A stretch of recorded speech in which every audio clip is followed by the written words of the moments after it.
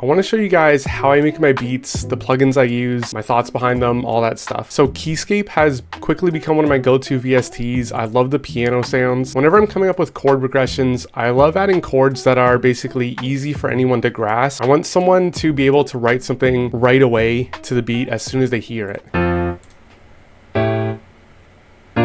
Nothing too crazy, but still has just an uplifting vibe. I love adding like vocal samples and vocal chops to my beats. One plugin that I use quite often is Arcade by Output.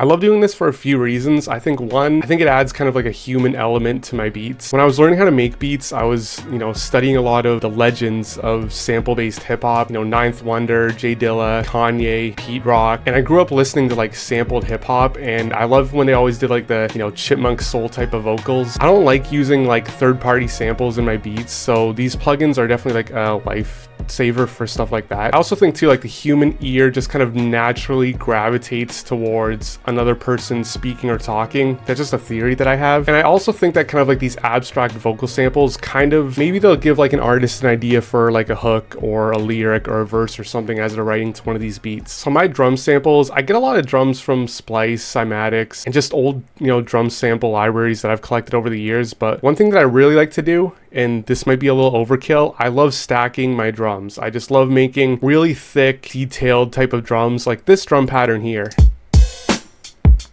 I think it has 1, 2, 3, 4, 5 different snares layered over top of each other. When I'm making the beats, like, I don't know, I just keep like adding more and more and more. It's just exciting to me. I love adding like little things to my beats, kind of like to keep them interesting. And I also love adding, different layers onto my chords to basically make more depth. And of course, in my choruses and my beats, I usually love adding like top line melodies. Again, I think that this is something that maybe will help an artist, coming up with lyric or, vocal ideas. And also I just want there to be some part of the beat that gets stuck in your head. So I love adding like melodies, in sections like this.